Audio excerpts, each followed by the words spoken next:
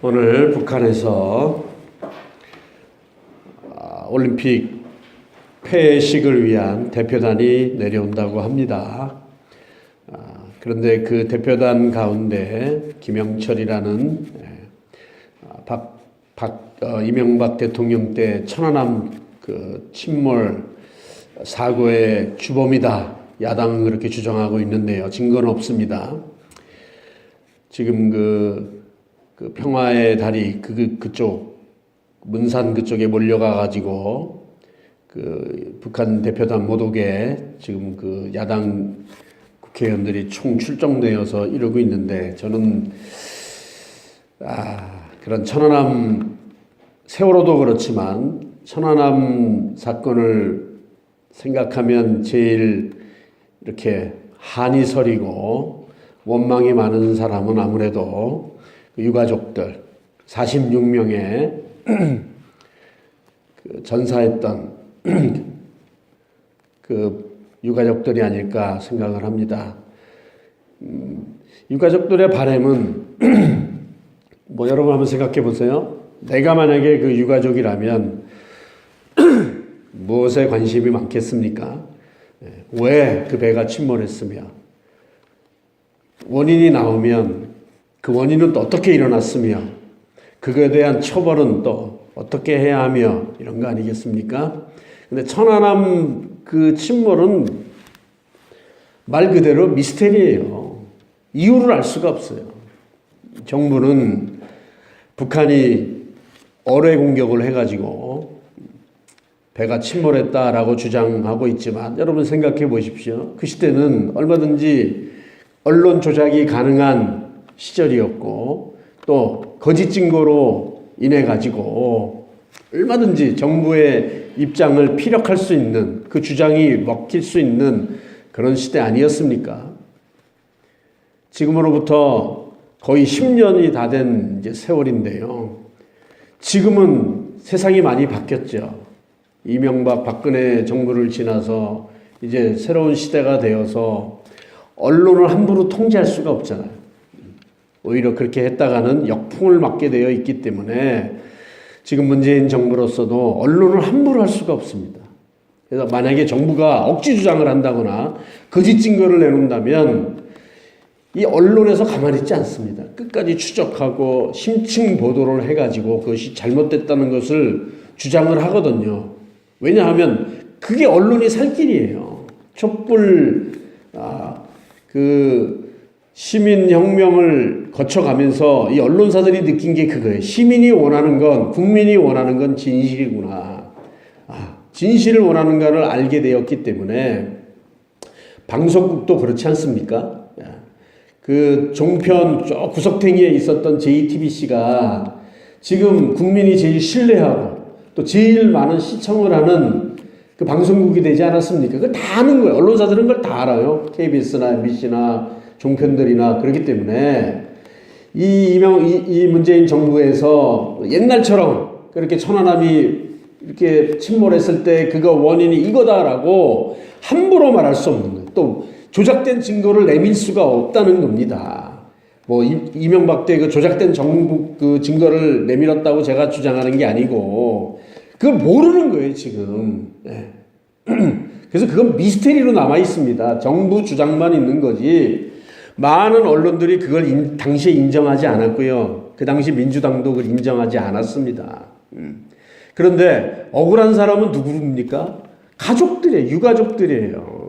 원인도 모르고 그 원인이 어떻게 발생됐는지 그 주범도 모르고 추측만 할 뿐이죠.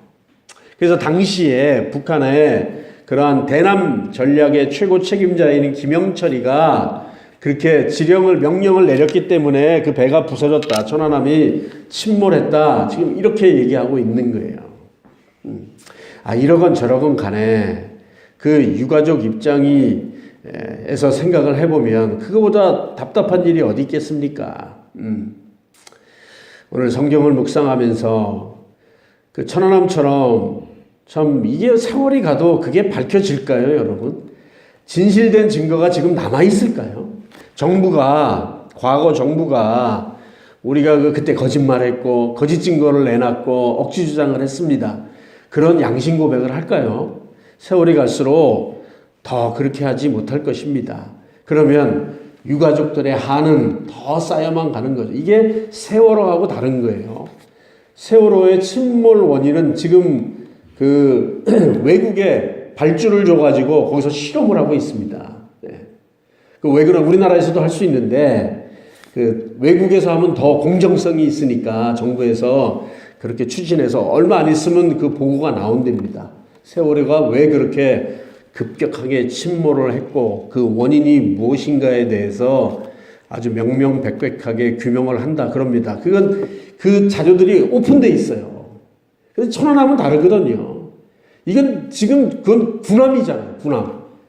세월호는 민간의 배고 천안함은 군함이란 말이에요. 군대 거기 때문에 그게 뭐 언론사가 어떻게 접근을 합니까? 그 민간 단체에서 뭐 그 어떻게 검증을 합니까? 그게 안 되거든요. 철저히 그거는 통제되어 있기 때문에 그 진실을 밝히기가 전 상당히 세월이 가도 상당히 어렵고 그거에 비례해서 이 유가족들의 가슴은 더 타들어간다고 저는 생각합니다. 그거 역시도 6.25 전쟁처럼 그와 관련되어 있는 사람들이 다 죽어야 그걸 별로 기억하지 않는 세대들이 이제 나와야 모르죠. 또 뭐 국정원 어디에다가 그 파일을 감춰놨을지 또 모르죠. 그게 이렇게 이제 대통령 기록물처럼 30년이나 50년 지나서 개봉이 됐을 때, 이래서 천안함이 이게 폭파가 돼가 이게 침몰이 됐구나. 그 원인을 또 모르죠. 그때 돼서 알 수 근데 그때 되면 뭐, 그거 관련된 유가족들은 다 죽었을 텐데, 그 후손들만 남아있을 텐데, 그 별 도움도 안 될 것입니다. 이렇게 우리가 뭐 남 얘기하듯이 할 것이 아니고, 우리 인생에도 오늘 성경에서 말씀하시는 그 낭망할 수밖에 없는 일들, 억울해할 수밖에 없는 일들, 원한을 가질 수밖에 없는 그러한 해결되지 않는 문제가 우리 인생 가운데 얼마든지 일어날 수 있다는 것입니다. 그래서 오늘 우리가 다루어 보고 싶은 주제는 우리 인생에 많은 문제가 있지만 이 억울한 거 이거는 언론에 호소해도 안 되고 재판을 걸어봐도 안 되고 뭐 경찰을 찾아가서 고발을 해도 이건 해결 안 되는 그런 문제들이 있잖아요. 그런 문제를 만났을 때 우리가 어떻게 해야 할 것인가에 대한 답을 오늘 예수님께서 말씀을 통해서 주고 계십니다. 말씀을 준비하면서 또 한 가지 사건이 떠올랐는데요. 강원랜드 그 채용 비리 사건, 그것이 기억이 났습니다. 자그마치 그 지원한 사람들의 95%가 성적과는 상관없이, 면접과는 상관없이 순전히 추천한 사람들의 소위 백으로 다 강원랜드에 들어갔습니다. 그 강원랜드가 사실 그쪽이 탄광촌이잖아요. 그래서 그 탄광 사람들이 그 지역 주민들이 참 가난하고 못 살고 그러니까 정부에서 먹고 살라고 그 허가를 해준 거예요. 그 강원랜드가 개인 게 아니고 국가 거예요. 그게 공기업이에요, 공기업. 그래서 거기에 들어가는 직원들은 특혜를 주는 거예요. 그 지역 주민이 1순위예요, 1순위. 그렇게 들어갈 수 있도록 법으로 이렇게 다 정해놨습니다. 물론 채용의 기준도 다 되어 있습니다. 다 해 있죠. 그렇기 때문에 강원랜드는 정말 로또라고 소문이 나 있죠. 거기는 연봉도 높고 일도 그렇게 힘들지 않고 그리고 복지도, 직원에 대한 복지도 어마어마하고 그래서 그 지역의 젊은이들은 또 타 지역의 젊은이들도 거기 들어가려고 정말 노력을 많이 하는 가운데 많은 젊은이들이 그 도전에 실패했죠. 그래서 내가 뭐 재수가 없어서 떨어졌나 보다. 나보다 더 실력이 좋은 사람들이 와서 합격을 했나 보다. 이렇게 알고 있었는데 새로운 사장이 그 강원랜드 새로운 사장이 물려받은 컴퓨터를 돌려보니까 이게 비리가 있는 거예요. 이걸 그냥 놔뒀다가는 자기가 덤탱이 쓸 것 같으니까 새로운 사장이 그 컴퓨터를 통째로 검찰에 갖다 줬어요. 이런 비리가 있었다. 이거 수사해 달라. 춘천에 강원랜드가 이제 춘천지검 이렇게 소속인데요. 지역이 춘천에다 갖다 준 거예요. 그래서 춘천지검에서 이걸 조사를 해보니까 그 비리가 드러난 거예요. 95% 합격자의 95%가 그 빵빵한 국회의원이라든가 또 장관이라든가 전직 국회의원 이런 소위 권력 있는 사람들이 이렇게 청탁을 해가지고 다 합격을 한 거예요. 다. 그러니까 서류도 별로 안 좋고 또 면접도 별로 안 좋은데도 다 합격시킨 거예요. 반대로 성적도 좋고 실력도 있는 젊은이들은 다 밀려가지고 후순위로 밀려가지고 다 탈락을 한 거예요. 그래서 탈락한 젊은이들이 그 정보도 공개되어 있거든요. 지금 다 살펴본 거예요. 그랬더니 분명히 내 실력으로는 내 성적으로는 들어갈 수 있었는데 이런 비리 때문에 못 들어간 거예요. 그래서 이 젊은이들이 변호사를 사가지고 지금 고소를 했어요. 손해배상. 그리고 자기가 강원랜드에 들어갈 수 있도록 이렇게 원상복귀해달라고 그런 소송을 진행했는데 여러분 아시다시피 그 재판이 하루 이틀에 끝납니까? 그 재판은 길고 긴 싸움이죠. 또 강원랜드 측에서는 거기 제가 공기업이라 그랬잖아요. 절대 1심에서 승복하지 않습니다. 대법원까지 가는 거예요. 그럼 대법원 가서 판결 날려면 최소한 3년이고 4년이 될지 5년이 될지 그럼 그동안에 그 사람들은 고소한 사람들은 뭐 하고 있겠어요? 기다리겠어요? 자기도 또 뭐 어디 먹고 살 궁리를 해야 될 거 아니에요. 그것도 재판 비용도 들어갈 거 아니에요. 그러니까 이 세상은 참 원통하고 또 억울하고 답답한 그런 일들이 참 많은 세상입니다. 우리가 그 가운데 살고 있는 거예요. 예수 그리스도를 믿어도 우리는 이 세상에 포함되어 있기 때문에 얼마든지 우리는 억울한 일을 당할 수 있고 원한에 사무친 일을 너무나 답답한 일을 우리가 겪을 수 있다는 거예요. 의료사고도 그렇지 않습니까? 환자가 무슨 잘못이 있겠어요. 하지만 병원 측에서 고의든 실수건 잘못을 했는데도 자기네들은 증거를 다 은폐하고 자기네들은 잘못 없다 이렇게 나오면 또 이제 의료소송으로 또 가잖아요. 그럼 거기 또 돈 들어가죠. 시간 들어가죠. 그게 사람 할 짓이 아니죠. 이런 세상에 우리는 살고 있는데요. 자, 말씀으로 돌아와서 예수님이 비유로 한 예를 드시면서 이런 얘기를 해주십니다. 무슨 비유입니까?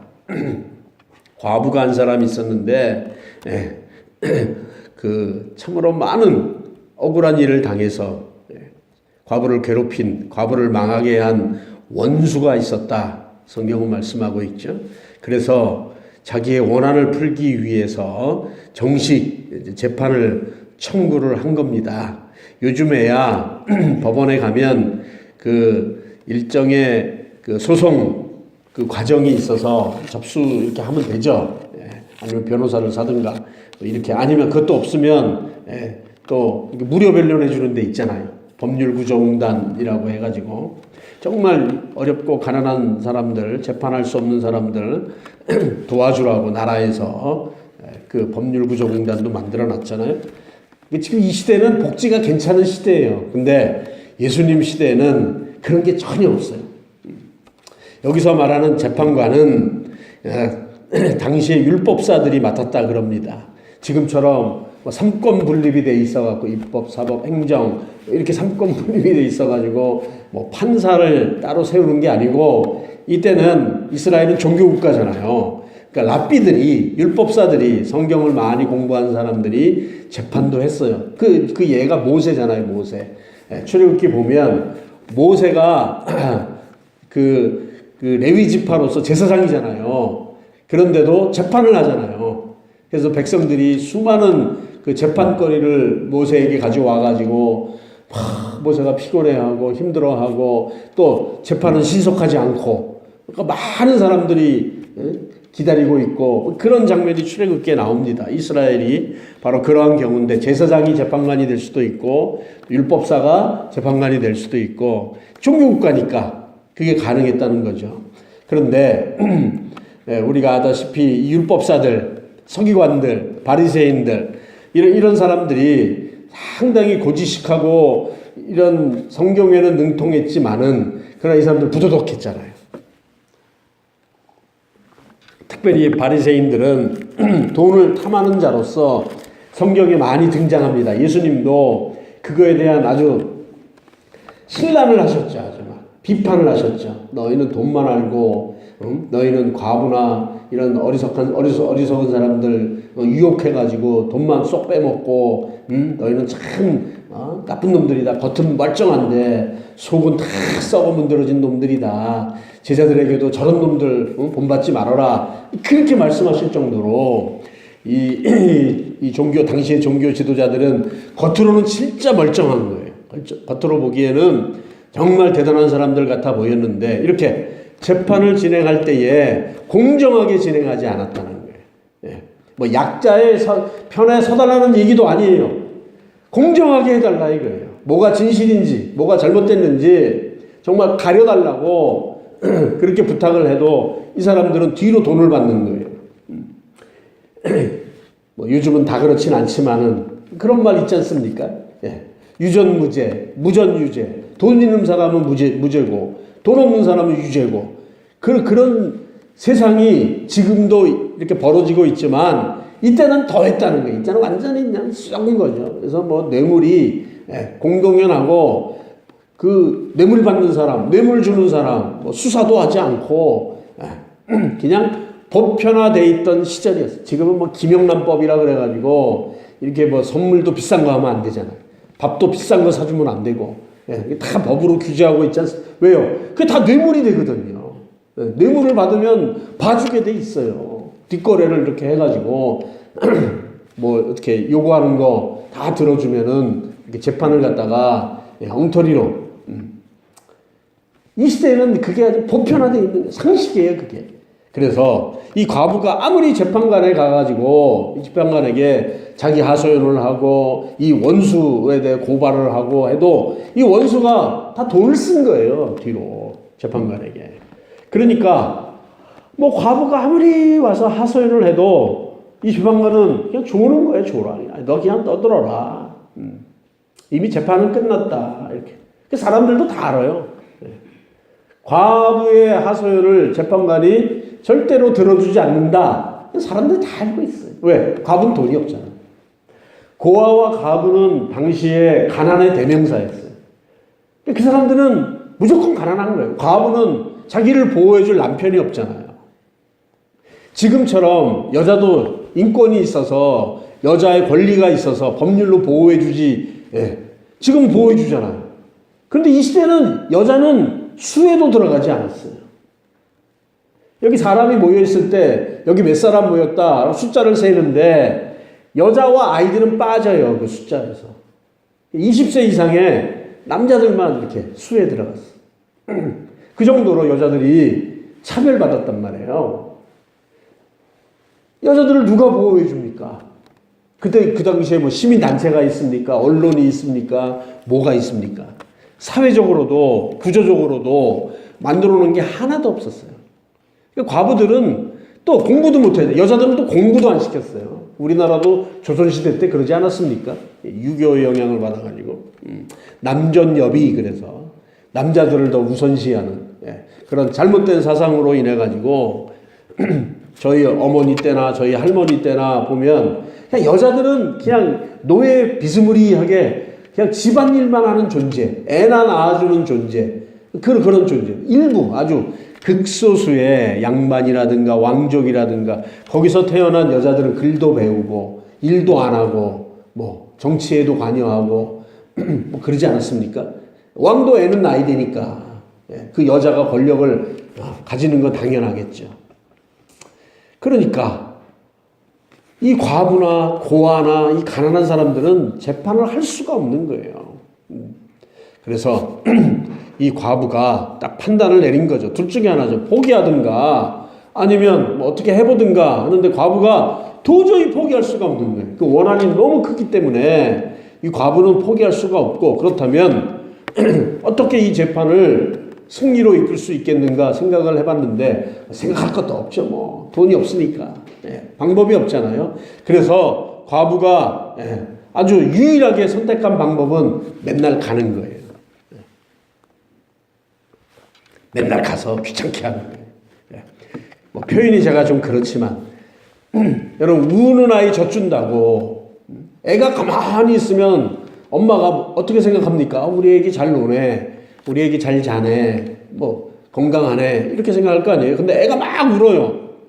그럼 엄마가 얘가 배가 고픈가, 기저귀를 갈아줘야 되나, 어디가 아픈가, 열이 있나, 병원을 가야 되나 신경 써주잖아요. 의사 표시인 거예요, 그런 게. 애가 우는 건. 이 과부도 재판관을 맨날 찾아간다는 건 자기의 억울함, 자기의 지금 하소연, 자기의 답답함을 호소하는 거예요. 그걸 보이는 거예요. 여러분 생각해 보세요. 과부가 뭐 나오다가 안 나오다가 보였다가 안 보였다가 이러면 재판관이 어떻게 생각하겠어요? 에이, 저 과부는 뭐 별로 급하지도 않은가 보다, 별로 억울하지도 않은가 보다. 돈도 안 주면서 과부가 그냥 뭐 드듯 미지근하게, 그러면 이 과부는 죽었다 깨도 이 문제를 해결할 수 없는 거예요. 그러니까 과부는 아침에 출근하는 거예요. 그리고 그냥 그 법정 앞에서 기다리는 거예요. 이 재판관이 맨날 나왔겠습니까? 그래도 가는 거예요. 비가 오나 눈이 오나 아침에나 밥 먹을 때 잠깐, 화장실 갈 때 잠깐 빼놓고 이 재판관을 만나기 위해서 주구장창 그 자리에 있는 거예요. 그거를 재판관이 아는 거예요. 처음에는 그냥 쟤 왔나 보다, 저 과부 왔나 보다 했겠죠. 근데 일주일이 지나고 또 열흘이 지나고 보름이 지나고 한 달이 지나고 이러니까 부담이 되는 거예요. 왜요? 이 재판관도 양심이 있잖아요. 사람인데 왜 양심이 없겠어요? 자기가 뇌물 받은 거 자기 양심이 알잖아요. 또 이 사람들은 웬만큼 사람들 얘기 들어보면 다 알아요. 과부 얘기도 들어보고 또 과부에게 해코지한 사람 얘기도 들어보고 이러면 다 분별이 되거든요. 그러니까 재판관이지. 그러니까 저놈이 나쁜 놈이구나 알면서도 돈 받아먹은 게 있으니까 재판을 빨리 끝내려고 그러고 대충 하려고 하고 그랬던 거 아니겠습니까? 근데 양심은 아는 거예요. 양심은. 저 과부의 억울함을 아는 거예요. 제가 얼마 전에 이 시대 이 사법 기관의 문제 중에 하나가 판사들의 비현실성에 대해서 말씀드렸잖아요. 판사들이 일이 너무 많아요. 지금 판사들이. 왜 그렇습니까? 이 법원이 효율적으로 운영을 못해요. 판사의 숫자는 많은데 판사들은 뭐 하는 사람입니까? 재판하는 사람들이에요. 그러면 재판에 판사들을 많이 투입시켜가지고 그 일을 좀 줄여줘야 돼요. 근데 지금까지 법원은 무슨 짓 했어요? 판사들을 정치적으로 이용했단 말이에요. 자기 신복을 만들어가지고 세력화했다는 거예요. 그래서 없어도 되는 법원 행정처 이런 거 만들어가지고 거기에다 신복들을 다 꽂아놓은 거예요. 판사들을. 많은 숫자의 판사들을. 그러면 판사가 그쪽에 많이 갔으니까 다른 판사들은 재판을 많이 해야 돼요. 이걸 지금 김명수 대법원장이 개혁을 해야 되는 거예요. 지금 새로운 대법원장이. 그래서 판사들이 재판이 많지 않으면 좀 이제 사람들을 돌아보게 돼 있어요. 지금 판사들은 시간이 없기 때문에 지금 21세기 2018년도 대한민국 이 국민들이 어떻게 사는가 잘 몰라요. 판사들이. 그거 살펴볼 시간이, 이 사람들은 텔레비 볼 시간도 없어요. 그 시끄러운 광화문 앞에서 그 대법원하고 법원하고 광화문하고 얼마나 가깝습니까? 근데 그분들이 촛불 집회 한 번이라도 가봤겠어요? 도대체 이 사람들이 뭘 하는 건가? 뭘 주장하는 건가? 그분들은요, 재판 기록 살펴보는 것만 해도 바빠. 왜? 그거 재판 잘못하면, 판사가 재판 잘못하면 징계 먹습니다. 그럼 승진을 못해요. 이 판사들의 꿈이 뭡니까? 법원장이 되고, 간부가 되고, 대법원 판사가 되고, 그런 거 아닙니까? 징계 먹으면 안 되잖아요. 이 사람들이 재판 기록을 꼼꼼하게 살핍니다. 근데 재판이 뭐 한두 가지여야지. 이 판사들이, 죄송한 말이지만, 우리를 잘 몰라요, 이 사람들은. 그러니까 그거만 가지고 재판 기록만 가지고 재판을 하는 거예요. 그러니까 이 사람은 좀 풀어줘도 괜찮은데 그렇게 범죄할 수밖에 없는 그런 안타까운 사정이 있음에도 불구하고 그렇게 판결을 못하는 거예요. 판사들이 경험을 못 해보고 잘 몰라. 지금 이 시대가 어떻게 흘러가고 있는지 그냥 이 사람들도 신문만 보고 인터넷만 보고 간단하게 이게 문제인 거예요. 이 재판관도 마찬가지예요. 이 과부가 얼마나 억울한지 지금 얼마나 힘들게 살고 있는지 관심이 없어요. 그런데 과부가 자꾸 나타나서 얘기를 하니까 이제 알게 되는 거예요. 아, 힘들구나. 억울하구나. 이 과부 이게 지금 너무나 절박해서 잘못하면 이 사람 자살하겠구나. 아, 이런 걸 아는 거예요. 예수님이 말씀하시는 건 뭡니까? 이 과부가 재판관을 찾아가지 않았다면 이 과부의 원한은 해결되지 않았을 거라는 거예요. 하지만 이 과부는 자기의 원한을, 자기의 억울함을 해결하기 위해서, 답답함을 해결하기 위해서 가 살았다는 거예요. 이 재판관이 있는 그곳에 가서 상주를 했다는 거예요. 언제까지? 자기의 문제를 해결해 줄 때까지. 그 얘기를 예수님께서 해주시는 거예요. 그러면서 예수님께서 뭐라고 말씀하십니까? 6절 주께서 또 가라사대 불의한 재판관의 말한 것을 들으라. 하물며 하나님께서 그 밤낮 부르짖는 택하신 자들의 원한을 풀어주시지 아니하시겠느냐. 저희에게 오래 참으시겠느냐. 우리가 인생을 살면서 여러 가지 인생의 문제가 많지만, 그래서 오늘 설교도 벌써 4잖아요. 문제는 답이 있다. 4번째 시간인데, 성경을 보면 인생 살면서 문제를 당하고 그 문제 앞에서 절망할 수밖에 없는 사람들의 스토리가 수두룩 빽빽합니다. 창세기서부터 요한계시록까지. 다 같은 인생이잖아요. 우리도 같은 인생이거든요. 제가 오늘 새벽에 기도하면서 그런 기도가 나오더라고요. 하나님 아버지, 오늘 아무도 나오진 않았지만은 그러나 제가 이런 평온한 마음을 가지고 하나님께 기도할 수 있도록 이 상황을 넉넉하게 해주심을 감사드립니다. 제가 아프지도 않고 피곤하지도 않고 또 우리 자식들이 속을 새기지도 않고 뭐 좀 답답한 일은 있지만은 또 교회도 그렇고 우리 집사님들이나 성도님들이나 이렇게 살펴볼 때 뭐 그렇고 정치는 좀 신경 쓰이지만 뭐 그렇게 나라가 망할 정도는 아니지 않습니까?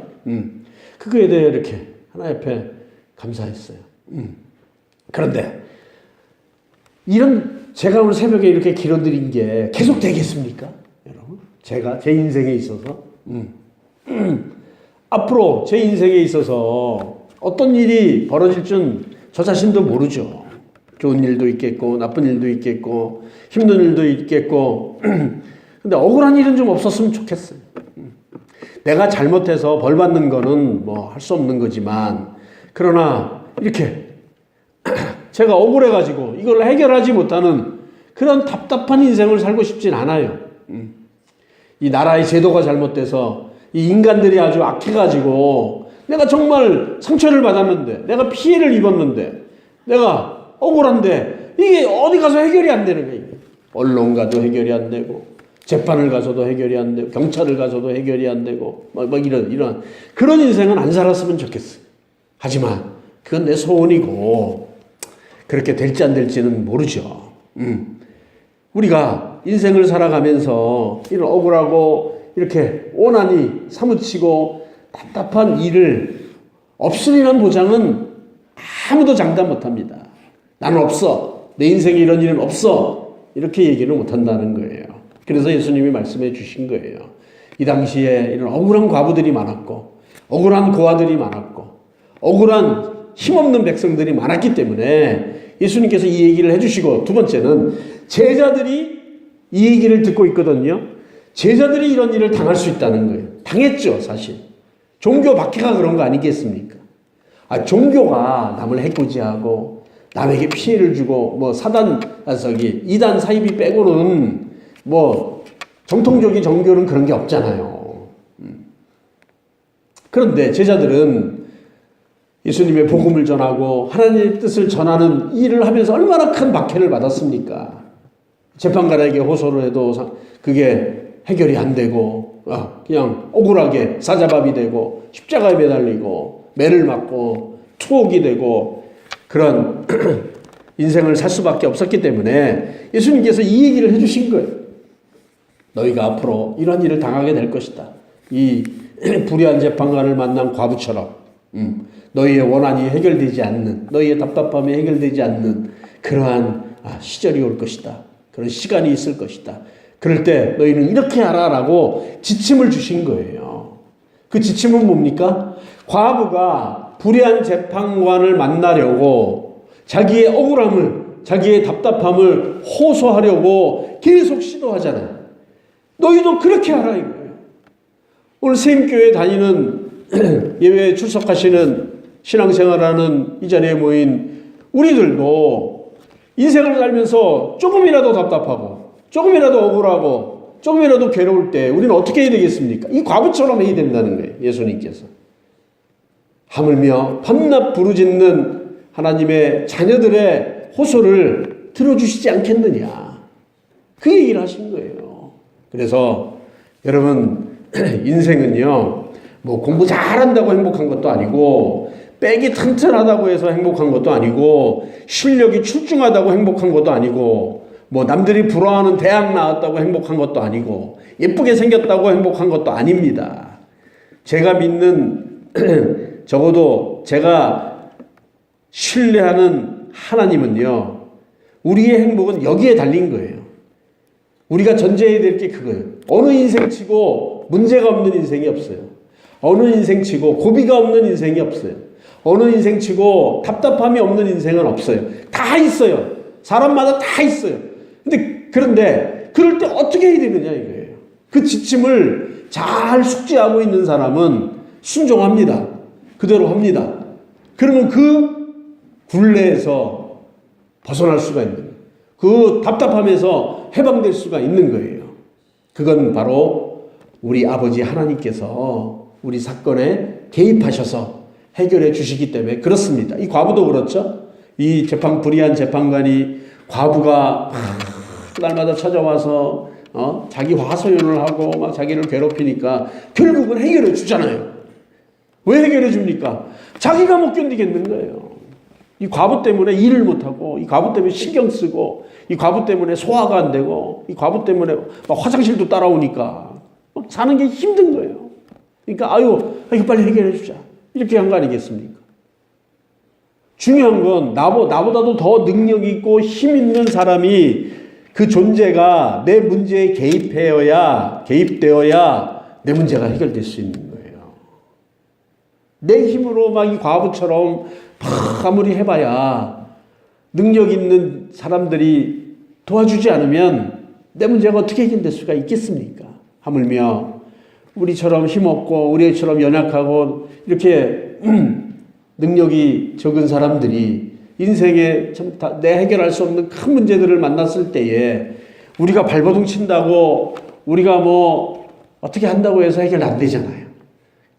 그래서 이게 잘못된 케이스가 어떤 사람은 자기 문제가 해결이 안 되면요 극단적으로 나가는 사람들이 있어요.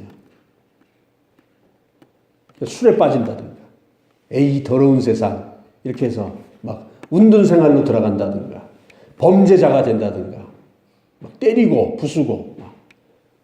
오늘도 기가 막힌 그 뉴스 기사 하나 봤는데 그 골목길인데 택시가 이렇게 가는데 앞에 사람이 있는 거예요. 그래서 좀 비켜달라고 택시 운전사가 빵빵 그랬어요.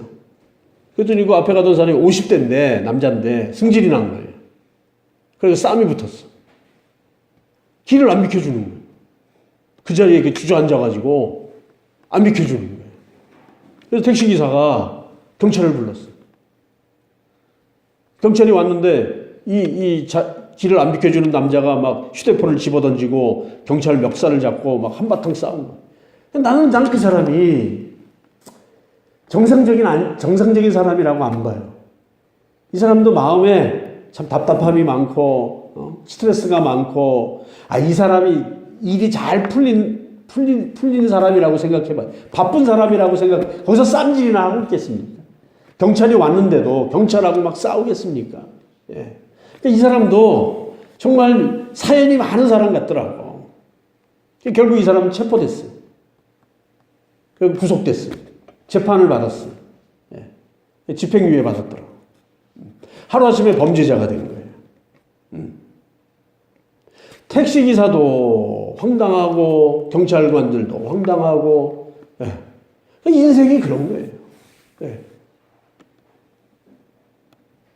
어떻게 보면 인생이 참 이렇게 밝고 행복하고 그런 것 같아 보여도 극단적으로 나가면 이렇게 되는 거예요. 내가 그렇게 안 된다는 보장이 없어요. 예. 또 어떤 사람은 자살을 택하는 사람도 있어요. 이 더러운 세상. 내가 아무리 호소를 해도 아무도 내 사연에 내 억울함에 귀를 기울여지지 않는구나. 이 더러운 세상 죽어버리자. 그런 사람들도 있어요. 우리는 예수님을 믿고 하나님을 아버지라고 부르는 아주 귀한 존재들인데요. 인생에 이러한 일을 만났을 때 어떻게 처신해야 되겠습니까? 우리가 어떤 방법으로 이 어려운 문제를 해결해야 되겠습니까? 오늘 예수님이 그 답을 주시는 거예요. 어떻게 하라고요? 내 문제를 해결해 주실 수 있는 그분께 악착같이 아주 지독하게 달라붙어가지고 해결해 달라고 또 해결해 달라고 말하는 거예요. 뇌물을 먹이라는 게 아니고 뇌물을 먹이려면 돈이 있어야 뇌물을 먹이지. 말하라 이거예요. 말하는데 돈 안 들잖아요. 뭐 말하는데 뭐 힘듭니까? 여러분 땅을 파는 게 낫겠습니까? 그냥 말하는 게 낫겠습니까? 땅 파기 되게 힘들어요. 일하는 거 되게 힘들어. 하지만 말하는 게 쉽잖아요. 아주 간절함을 가지고 하나님께 나와서 하나님 나에게 이런 문제가 있습니다. 나 이 문제 해결해 주시지 않으면 나는 매일 올 겁니다. 난 생각날 때마다 하나님께 기도할 겁니다. 내가 하나님의 자녀 아닙니까? 아버지 아닙니까? 내 문제를 해결해 주셔야 될 거 아닙니까? 아버지 내가 이렇게 괴롭습니다. 잠이 안 옵니다. 속이 상합니다. 소화도 안 됩니다. 내가 죽겠습니다.